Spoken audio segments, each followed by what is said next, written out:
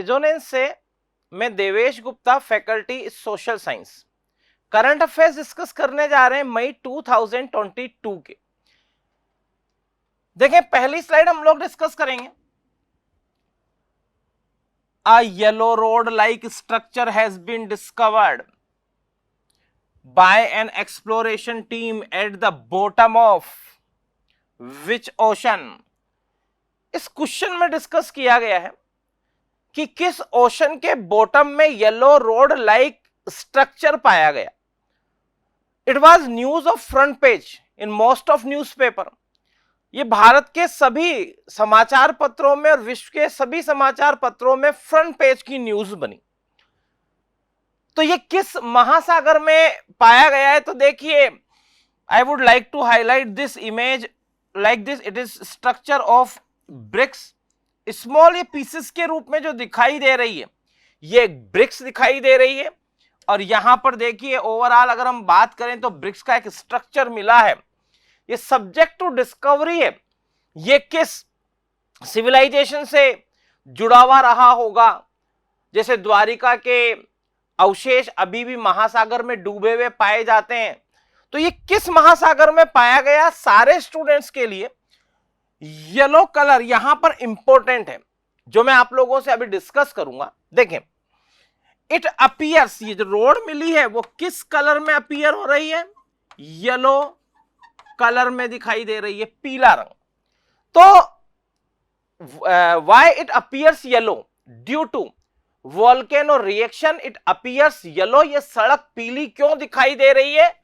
क्योंकि यहां पर वोल्केनो, यहां पर ज्वालामुखी की सक्रियता है। एक्टिविटी ऑफ वोल्केनो, ज्वालामुखी की सक्रियता के कारण इट अपीयर्स येलो। तो येलो दिखने के भी साथ साथ एक फैक्ट हम और क्लियर कर लेंगे, which is relate to traditional GK. First, किस महासागर में येलो रोड लाइक स्ट्रक्चर पाया गया? Pacific Ocean. हिंदी मीडियम के स्टूडेंट इसे हिंदी में लिख सकते हैं, इट इज प्रशांत महासागर। तो पहला महासागर का नाम है प्रशांत। अटलांटिक महासागर, अटलांटिक महासागर। ये जो अटलांटिक महासागर है, it is situated between Europe and America. North America, South America और यूरोप, इनके बिटवीन, इनके बीच में which ocean is situated? It is Atlantic Ocean. And structure of Atlantic Ocean is like alphabet S. आपके लिए महत्वपूर्ण प्रश्न बनता है, it is important question for competitive exams. Which ocean is like appears like structure S. इस आकृति का महासागर कौन सा दिखाई देता है? वो कौन सा है? अटलांटिक महासागर। It is important question. फिर हम बात करते हैं आर्कटिक। आर्कटिक पोल भी है। आर्कटिक पोल मीन हिंदी में होता है उत्तरी ध्रुव। तो अगर हम ये लिख दें यहां पर, इस महासागर को आर्कटिक महासागर कहा जाता है। इट इज आर्कटिक पोल। तो मैंने अगला नाम ड्रॉ कर दिया है, लिख दिया है, Arctic Ocean, Indian Ocean. It is हिंद महासागर। तो यहां पर ये हिंद महासागर है, स्ट्रक्चर एम। तो साउथ इंडिया और लंका के बीच में, between South India and Lanka, it appears like structure M. तो structure of Indian Ocean is like alphabet M. तो इंपॉर्टेंट क्वेश्चन यहां डिस्कस हो रहे हैं। एम स्ट्रक्चर का जो ओशन है, इट इज इंडियन ओशन, और एस स्ट्रक्चर का जो ओशन है, इट इज अटलांटिक ओशन। अब how many total ocean on earth? अगर विश्व में कितने महासागर हैं यह पूछा जाए, तो आपके लिए जो आंसर है वो है 5। 1 is Pacific ocean, 2 Atlantic, 3 Arctic. Arctic को मैंने यहां पर शो कर दिया है, इट इज नॉर्थ पोल। और यहां पर 4th हिंद महासागर। 5th की बात की जाए, what is the name of the 5th ocean? इसे कहा जाता है अंटार्कटिका महासागर। ये है अंटार्कटिका महासागर। तो ये आपका 5th है। ये साउथ पोल और उसके आसपास। तो साउथ पोल पर दक्षिणी ध्रुव के आसपास जो अंटार्कटिका महाद्वीप है, अंटार्कटिका कॉन्टिनेंट है, surrounding Antarctica continent, it is Antarctica महासागर, अंटार्कटिका ओशन। तो total number of ocean are there. तो ये जो रोड लाइक स्ट्रक्चर पाई गई, ये किस ओशन में पाई गई? पैसिफिक, अटलांटिक, आर्कटिक और इंडियन। ये पाई गई है पैसिफिक ओशन में। आपके लिए करंट अफेयर्स में महत्वपूर्ण बना रहेगा। Yellow road like structure has been discovered in which ocean? It was found in Pacific Ocean. तो आपके लिए महत्वपूर्ण क्वेश्चन मैंने करवा दिया है। अभी देखें, ट्रेडिशनल जीके के रिलेटेड क्वेश्चंस पर हम लोग बात कर रहे हैं, उनको हम लोग डिस्कस करने जा रहे हैं। मैंने इस स्लाइड में it is highlighted point Jwalamukhi activity, volcano activity. अब यहां पर देखें, ट्रेडिशनल जीके का महत्वपूर्ण प्रश्न मैं आपसे डिस्कस करूंगा। वो जो पैसिफिक ओशन है, it is deepest and largest size का ओशन है। तो अगर out of 5 ocean which is largest and deepest ocean of the world, yes it is Pacific ocean. Pacific ocean सबसे बड़ा तो है ही है, सबसे डीपेस्ट भी है। नंबर 2 फीचर, आपसे जब कहा गया है कि इट इज डीपेस्ट वन, तो यहां पर नाम आता है एक मेरियाना ट्रेंच, विश्व का सबसे गहरा गर्त गड्ढा। बायोलॉजी में तो इसे पिट भी कहते हैं। तो विश्व का सबसे गहरा गड्ढा जो मेरियाना ट्रेंच है, वो किस ओशन में सिचुएटेड है? It is situated in Pacific Ocean. It is one of most important question for competitive exam. Mariana Trench Pacific Ocean में, और जो पैसिफिक ओशन है उसका जो कोस्टल रीजन है, मोस्ट ऑफ वोल्केनोज, सबसे ज्यादा ज्वालामुखी, most of active volcanoes are surrounding coastal region of Pacific Ocean. तो पैसिफिक ओशन का जो तटीय क्षेत्र है, वहीं पर सबसे ज्यादा वर्ल्ड के एक्टिव वोल्केनोज हैं। इसकी स्ट्रक्चर इस तरह से मैंने ड्रॉ कर दी, एक रफ स्ट्रक्चर ड्रॉ किए। आइडियली अगर हम इसको पैसिफिक ओशन मान लें तो जितने भी कोस्टल रीजन है वहां पर वोल्केनोज हैं, इसीलिए it known as fire ring of world. बताइए, विश्व का अग्निवलय किसे कहा जाता है? विश्व का अग्निवलय, fire ring of world is active volcano surrounding coastal region of Pacific Ocean. तो वह सक्रिय ज्वालामुखी हैं जो प्रशांत महासागर के तटीय क्षेत्रों में एक रिंग या वलय की रचना बनाते हैं, और सबसे ज्यादा एक्टिव वोल्केनोज वाली बेल्ट इसको माना गया है। तो आप लोगों के लिए आंसर क्लियर हो गया होगा। करंट अफेयर्स में हम लोग नेक्स्ट स्लाइड को डिस्कस करेंगे। इस स्लाइड में एक तो बहुत बड़ी उपलब्धि जुड़ी हुई है जो आपको इमेज से ही समझ में आ रहा होगा, इमेज से ही क्लियर हो रहा होगा। एक इमेज मैंने यहां शेयर की है और एक इमेज मैंने आपकी यहां शेयर की है। देखिए यहां पर एक लिखा हुआ है Thomas cup and Uber cup finals. तो इमेज जो मैंने शेयर की है, यहां पर भी देखिए 2 कप के बारे में डिस्कशंस किया जा रहा है, Thomas cup and Uber cup. Which country is hosting the Thomas and Uber cup 2022? मैं के करंट अफेयर्स में एक महत्वपूर्ण क्वेश्चन पर डिस्कस कर रहे हैं। यह मोर देन 1 करंट अफेयर्स के क्वेश्चन क्लियर होंगे। सारे स्टूडेंट जो देखेंगे वो यहां देखें स्टूडेंट कि ये जो थॉमस कप है और उबेर कप है, ये किस country, China, south Korea, Thailand, Indonesia, वो किस कंट्री में आयोजित किया गया? It was hosted by which country in 2022? It was hosted by Thailand. आपके स्टूडेंट आंसर लिख लीजिए। It is important, which country hosted Thomas and Uber cup 2022? Name of country was Thailand. बताइए किस देश? थाईलैंड में आयोजित किए गए। ट्रेडिशनल जीके के क्वेश्चन में बीच बीच में आपसे शेयर करता रहूंगा, वन लाइनर अप्रोच बनाते रहिए, आपकी सक्सेस का बेस बनेंगे। सारे स्टूडेंट देखें, जिस पर हम लोग बात कर रहे हैं, एक इंपॉर्टेंट फैक्ट आपके साथ में डिस्कस कर रहा हूं, और देखिए इसे लिखा जाता है लैंड ऑफ व्हाइट एलिफेंट। वो लैंड ऑफ व्हाइट एलिफेंट है, वो सफेद हाथियों की भूमि कहलाती है थाईलैंड। कॉम्पिटिटिव एग्जाम्स की अप्रोच है, ज्योग्राफी से रिलेटेड क्वेश्चन है जो हम लोगों ने यहां डिस्कस किया है। अब देखें, हम आगे बढ़ेंगे।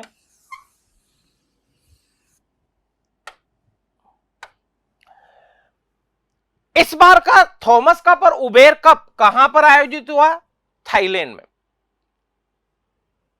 It is important question of traditional GK also. Thomas cup, it is world main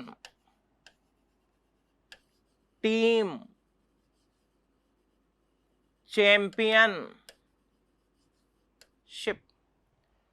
तो थॉमस कप किस स्पोर्ट्स का कप है या टूर्नामेंट है? तो एक तो देखिए, थॉमस कप जो नाम दिया गया है वो मेंस टीम के लिए चैंपियनशिप है। स्पोर्ट्स तो सेम है, उबेर और Thomas Cup. Both are related to which sports? Badminton. ये जो बैडमिंटन है उससे रिलेटेड है। थॉमस कप मेंस के लिए, लेकिन वही वर्ल्ड वुमेन टीम चैंपियनशिप अगर आपसे पूछ लिया जाए, Uber Cup is related to women's team championship. तो जो बैडमिंटन का ये टूर्नामेंट है, ये जो प्रतियोगिता है, जो कंपटीशन है, इसमें मेंस के लिए जो ट्रॉफी है उसका नाम थॉमस कप है। उबेर कप के लिए कहा जाए तो वो वुमेन्स के लिए टीम चैंपियनशिप है। It was hosted by 2022 Thailand. अब यहां पर एक इमेज मैंने आपको शेयर की है आप लोगों के लिए, और हमारे लिए बहुत खुशी का विषय। हमने एक और उपलब्धि, it was another achievement of India, ये एक और उपलब्धि बना हमारे लिए। देखिए यहां पे टीम मैंने दिखाई है इंडिया की, तो जो यहां पर लिखा हुआ है, ये इमेज जो शेयर की गई है, हमारा नेशनल फ्लैग दिखाई दे रहा है। बहुत खुशी का अवसर था जब थॉमस कप इंडिया ने जीता। तो देखिए यहां पर बहुत बड़े इंपॉर्टेंट क्वेश्चन करंट अफेयर्स का, winner of Thomas cup 2022 it is India. बताइए थॉमस कप 2022 का विजेता कौन है? वो भारत है। अब भारत ने डिफीट किसको किया? तो सारे स्टूडेंट सुने, इंडोनेशिया को डिफीट किया। ये 14 टाइम की, ये 14 बार की चैंपियन टीम है जिसे भारत ने हरा करके थॉमस कप को जीता। तो ये it was most important achievement in field of sports. 14 time champion Indonesia was defeated by India. बहुत खुशी का अवसर था, और इंडियन गवर्नमेंट ने 1 करोड़ रुपए का प्राइज अनाउंस किया। इस उपलब्धि पर 1 करोड़ रुपए दिए गए इंडियन वेंस टीम को जिन्होंने थॉमस कप को जीता। और इट वाज विशेष, बहुत शुभकामनाएं थी देश के प्रधानमंत्री रेस्पेक्टेड सर नरेंद्र जी मोदी के द्वारा आपको शुभकामनाएं दी गई, कम्युनिकेशन किया गया, बातचीत की गई, शुभकामनाएं दी भारतीय टीम को वर्ल्ड लेवल पर विजेता बनने के लिए। तो थॉमस कप वर्ल्ड लेवल पर विनर बने हम लोग, बहुत अच्छी सक्सेस है। Thomas cup 2022 winner is India. Next slide हम लोग डिस्कस करेंगे। Who has been named as the new Chief Election Commissioner of India? तो देखिए, new chief election commissioner of India किससे अपॉइंट किया गया? आप सोचिए, आप विचार कीजिए, बहुत सौ को इमेज देख करके भी याद आ रहा होगा। तो देखिए, जैसे फॉर एग्जांपल के लिए क्या, Sanjeev Kumar, Rajeev Mehta, Sushil Mehta. Out of 4 option which is correct? इन 4 ऑप्शंस में से कौन सा सही है? किसको chief election commissioner of India घोषित किया, अपॉइंट किया गया है। अब देखें इस क्वेश्चन में, देखिए एक नाम बताना है मुझे जो नए chief election commissioner of India appoint हुए हैं।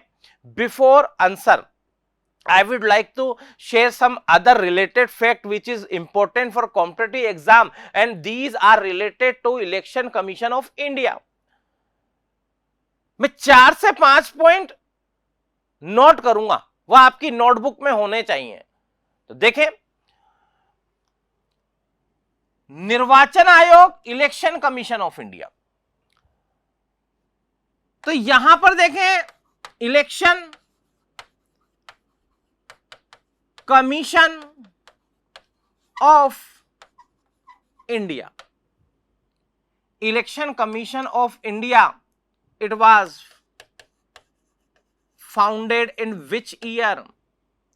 आपको एक डेट याद है, 26 जनवरी 1950।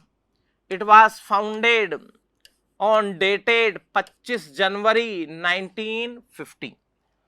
तो ये जो इलेक्शन कमीशन ऑफ इंडिया, इसकी स्थापना कब की गई थी? आपके सामने डेट लिखी हुई है। What are the responsibility of election commission of India? Out of many responsibility, one is basic introduction, सामान्य परिचय भी है, election of Lok Sabha, Rajya Sabha. President of India के election, it is also responsibility of election commission of India. तो देश में चुनाव करवाना ही नहीं, परमिशन देना, इलेक्शन के कैंपेन की, चुनाव प्रचार की अनुमति देना, national level party, state level party, independent candidate को रिकॉग्नाइज करना, राष्ट्रीय दलों को, राज्य दलों को आप मान्यता देना, ये सब किसकी रिस्पॉन्सिबिलिटी है? इलेक्शन कमीशन ऑफ इंडिया की। अब सामान्य परिचय में आप लोगों के लिए election commission of India means relate to election. एक क्वेश्चन बनता है, पंचायती राज इलेक्शन। तो मैं कह रहा हूं कि इलेक्शन ऑफ पंचायती राज, तो ये किसकी रिस्पॉन्सिबिलिटी है?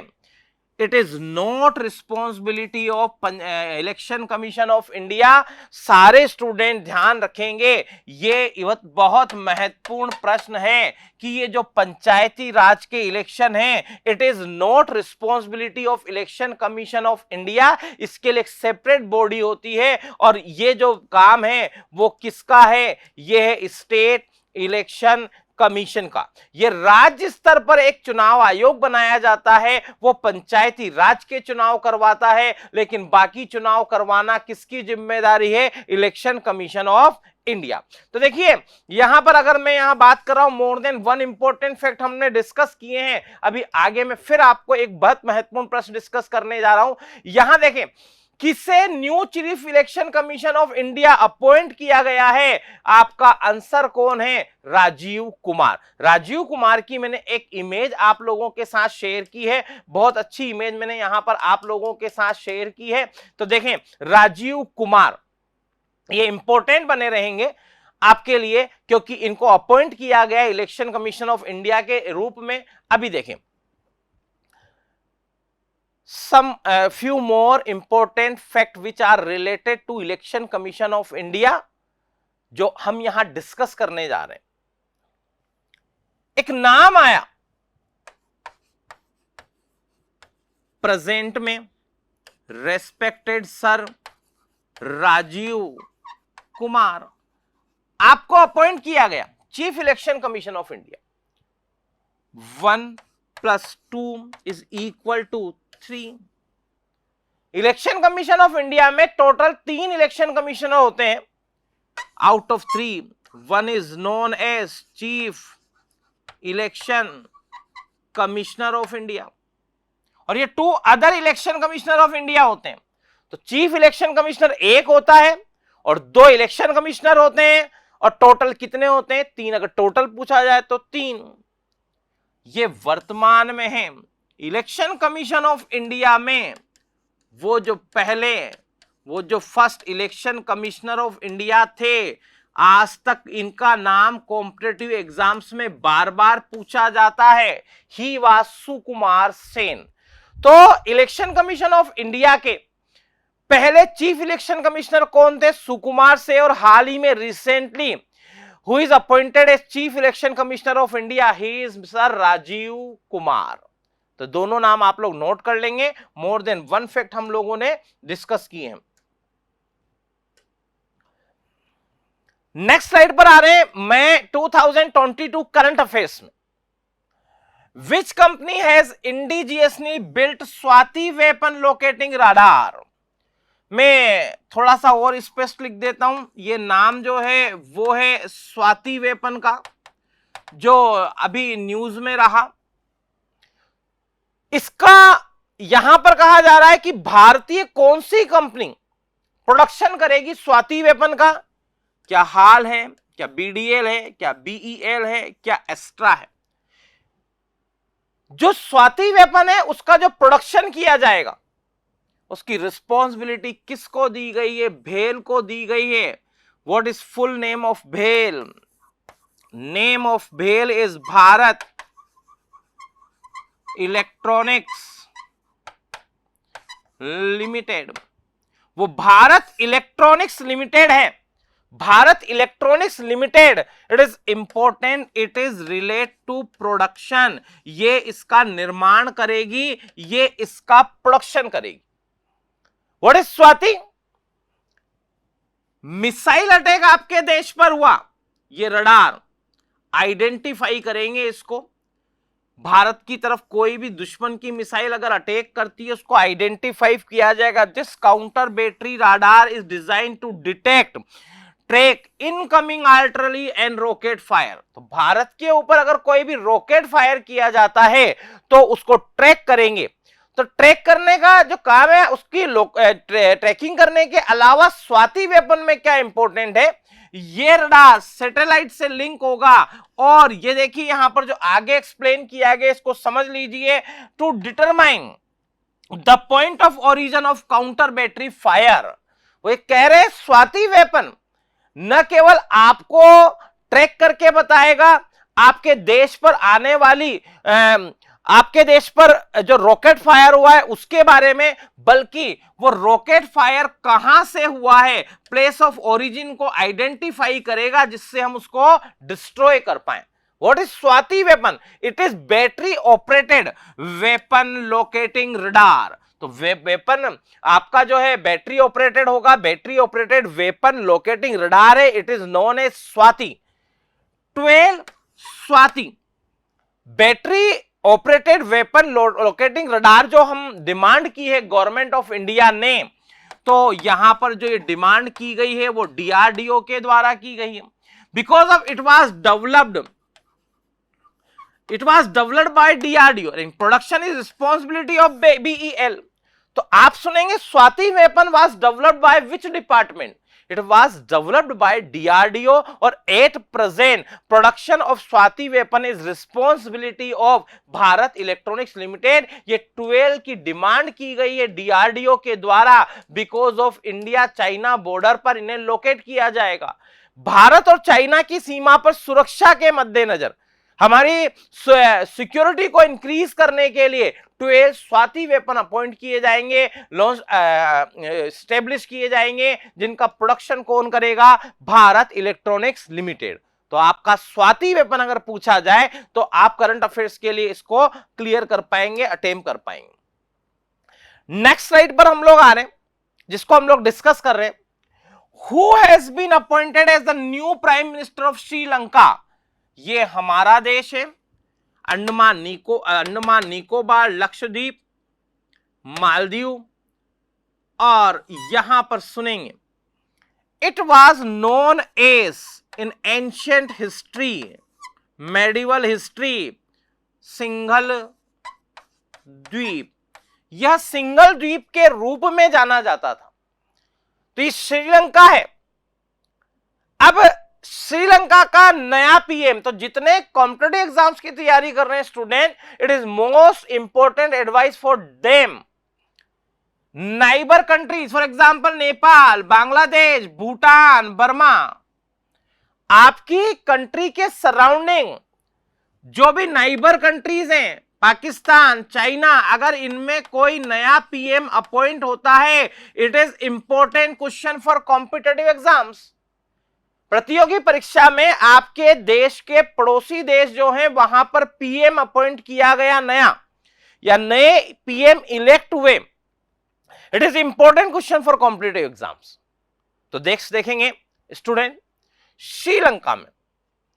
श्रीलंका में जो नए प्रधानमंत्री Ranil Wickremesinghe, Sanath Jayasuriya, Kemal Rajapaksa, Gotabaya Rajapaksa, Ranil Wickremesinghe, it is answer of the question, ये आंसर है आपके प्रश्न का, ये ध्यान रखेंगे। रानिल विक्रमसिंघे, हिंदी मीडियम के स्टूडेंट्स के लिए मैं एक बार और लिख रहा हूं, रानिल विक्रमसिंघे। रानिल विक्रमसिंघे के बारे में जो इंपॉर्टेंट फैक्ट्स हैं उनमें सुनेंगे। रानिल विक्रमसिंघे पहले 5 बार पीएम रह चुके हैं, उनके पास उपलब्धि है 5 बार पीएम रहने का अनुभव। रानिल विक्रमसिंघे को फिर अपॉइंट किया गया है, वहां के जो अभी पीएम थे Mahinda Rajapaksa, in place of Mahinda Rajapakse, Ranil Wickremesinghe is appointed at PM of Sri Lanka. What was the factor? Recession चल रहा है, मंदी चल रही है, वहां पर दाम बढ़ चुके हैं, वहां पर प्राइसेस इंक्रीज हो चुके हैं। ये कारण है कि वहां पर नए पीएम को अपॉइंट किया गया है। आपका करंट अफेयर्स का क्वेश्चन हम लोगों ने डिस्कस किया, जो प्रतियोगी परीक्षा में महत्वपूर्ण बना रहेगा। आप लोग इसे अपनी नोटबुक में नोट डाउन कर लीजिए। नेक्स्ट स्लाइड पर हम लोग आ रहे हैं। देखिए, अभी मई के करंट अफेयर्स में एक महत्वपूर्ण है, भारत शुक्रयान लॉन्च करेगा, शुक्र की रिसर्च होगी। मंगलयान पर हमने मंगल के लिए एफर्ट्स किए, चंद्रयान चंद्रमा के लिए एफर्ट्स किए। तो भारत की अपनी ये उपलब्धियां रही जब हम लोग स्पेस में लगातार आगे बढ़ रहे हैं। Scientists have grown plant in the soil collected from which among of the following celestial bodies? आकाशीय पिंडों से लाई गई मिट्टी में पौधा उगाने में सफलता।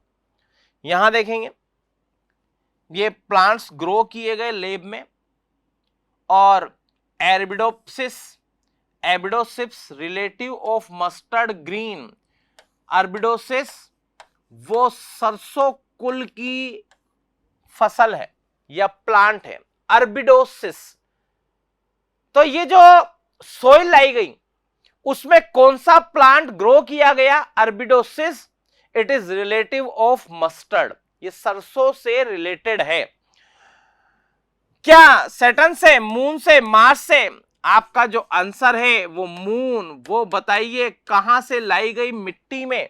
मून से। Moon is natural satellite of earth. तो कुछ आर्टिफिशियल सैटेलाइट होते हैं, कुछ नेचुरल सैटेलाइट होते हैं। मून का अर्थ का नेचुरल सैटेलाइट क्या है? प्राकृतिक उपग्रह क्या है? It is moon. मून से जो हम सोइल लेकर आए उस पर हमने प्लांट को ग्रो करने में सक्सेस ली। ये आपके लिए एक इंपॉर्टेंट अप्रोच है। It was project of NASA. ये नासा के द्वारा जो प्रोसेस किया गया, सफलता मिली। अमेरिका की स्पेस एजेंसी है national aeronautics and space administration, it is full form of NASA. Next slide पे हम लोग आ रहे हैं। बायोलॉजी से रिलेटेड स्टूडेंट इमेज से ही आइडेंटिफाई कर पाएंगे। It is deoxyribose nucleic acid. तो आरएनए का स्ट्रक्चर भी होता है लगभग ये सब, लेकिन ये डीएनए को रिप्रेजेंट कर दिया है मैंने। डीएनए लिखा है, जेनेटिक कोड्स इसमें होते हैं। क्वेश्चन को डिस्कस करते हैं।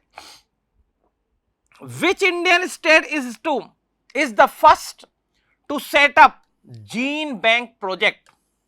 इसे हाईलाइट कर रहा हूं, जीन।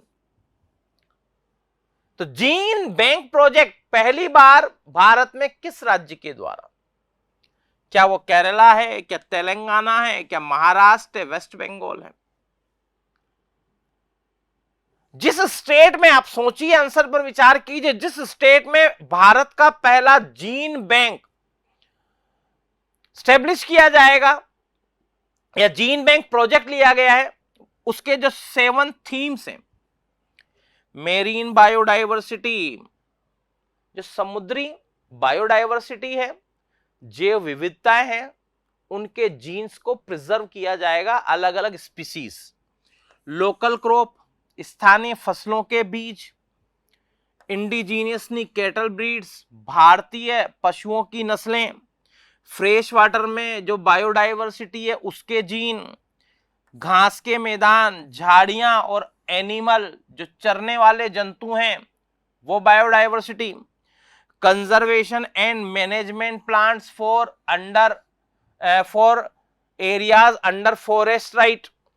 तो जो वन विभाग के अंतर्गत जो प्लांट्स हैं, जो एनिमल्स हैं, उनके भी जीन प्रिजर्व किए जाए।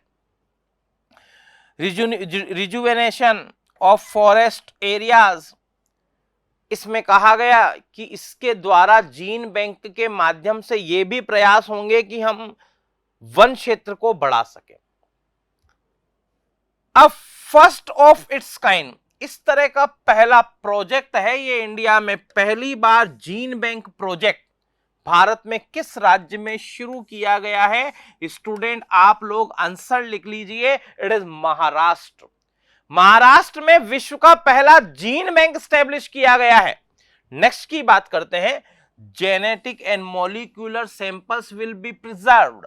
वो कह रहे हैं जीन बैंक प्रोजेक्ट में क्या होगा, आनुवांशिक और आणविक स्तर के नमूने संरक्षित किए जाएंगे, सैंपल्स होंगे। मैंने डबल हेलिक्स वाले डीएनए को रिप्रेजेंट किया है यहां पर, जो शुगर फास्फेट से बना है। These are example of 4 type nitrogen base, adenine, thymine, guanine, cytosine. Order of arrangement of nitrogen base, nitrogen क्षारकों के जुड़ने का क्रम, it known as gene, it is genetic code of animal, plants, species. तो gene क्या है वो मैंने इंट्रोडक्शन दिया आपको। भारत में पहला gene project, gene bank project किस राज्य में चलाया जाएगा? आपके महाराष्ट्र में। नेक्स्ट स्लाइड हम लोग डिस्कस कर रहे हैं क्यूब सेट, लक्ष्य सेट, हाइट, विड्थ और लेंथ, लंबाई, चौड़ाई, ऊंचाई। Structure of Lakshya sat is like cube. ये किस आकार का है? घनाकार।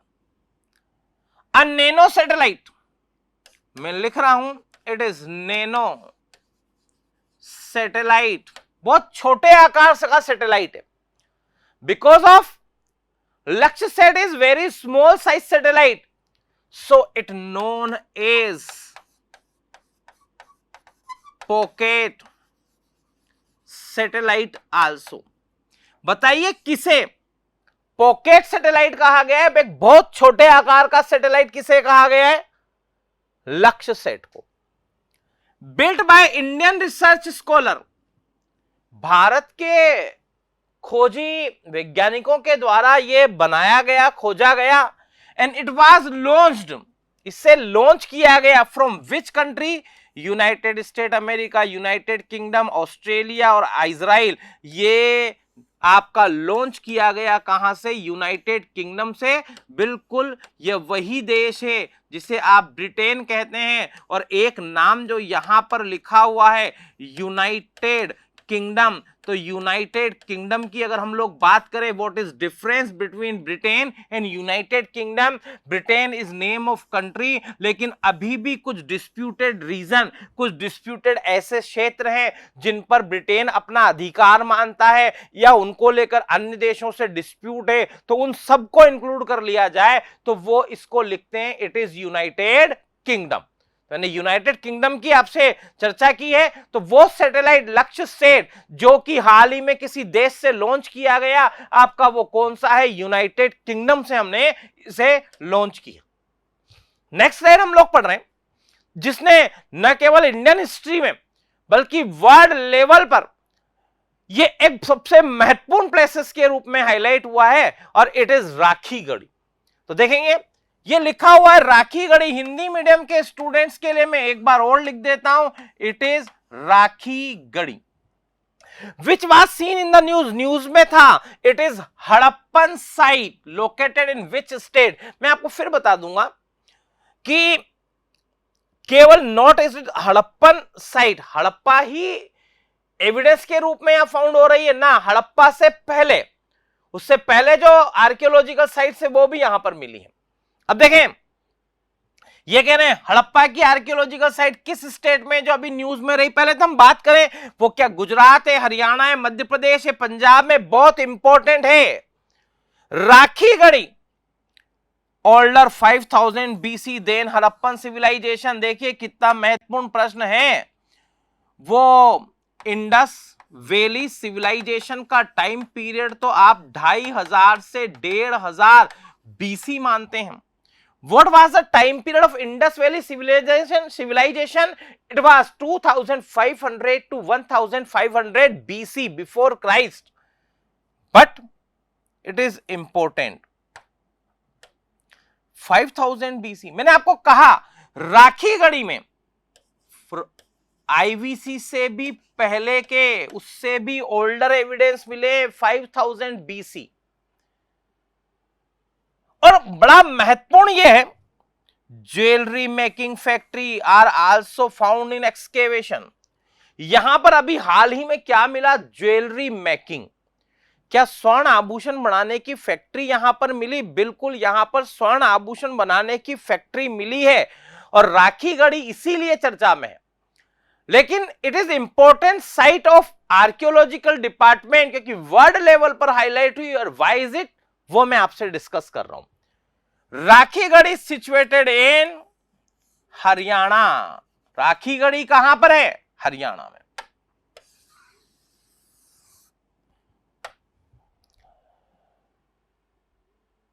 आप लोगों ने ये डिस्कस किया,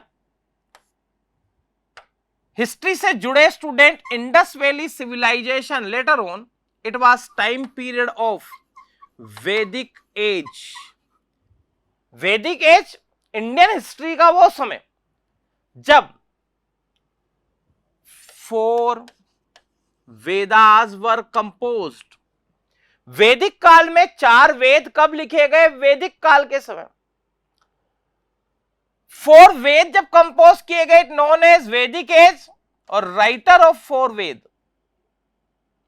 वो जो लेखक थे उनके उस समय, वो स्वयं को क्या कहते थे? आर्यंस। वो स्वयं को आर्य कहते थे। तो इंडियन हिस्ट्री में बार बार कहा गया आर्यों का खून तो विदेशी है, इनका डीएनए तो विदेशी है, ये भारत के मूल निवासी नहीं है। It was important research evidence found from Rakhi Garhi Haryana. Aryans का जो डीएनए है, जो आईवीसी से भी पहले का जो डीएनए मिला, वो राखी गढ़ी में मिला। इट्स मीन आर्यंस इंडिया में आए, अटैक किया आईवीसी पर। यह थ्योरी गलत हो चुकी है और आर्यंस के बारे में प्रूव हो गया है क्योंकि इनका डीएनए राखी गढ़ी में पाया गया। इट मींस ये रेजिडेंट थे इंडिया के ही। तो बुक्स में जो लिखा गया कि आर्यंस का जो ओरिजिन है, उनकी जो उत्पत्ति है, वो भारत से नहीं है, विदेशी है ना, वो थ्योरी गलत हो चुकी है। क्योंकि राखी गढ़ी में वो एविडेंस जो मिले कि इनका जो डीएनए 5000 बीसी तक का मिल रहा है, इसका अर्थ हुआ कि आर्यंस तो आईवीसी से पहले भी भारत में ही रहते थे। ये एक वहां पर ग्रेव कब्र बताई है, ये डेड बॉडी है, ये डेड बॉडी है, उसके साथ कुछ मटके और कुछ वस्तुएं गाड़ दी जाती थी, लग्जरीज होती थी। ये बिलीफ था कि आफ्टर डेथ और मृत्यु के बाद वो इनका उपयोग कर पाएगा, तो कुछ लग्जरीज, कुछ विलासिता की वस्तुएं भी साथ में रख देते थे। ये डेड बॉडी को बताया गया है जो वहां पर हमें मिली है। प्रतियोगी परीक्षाओं के लिए आपको बहुत बहुत शुभकामनाएं।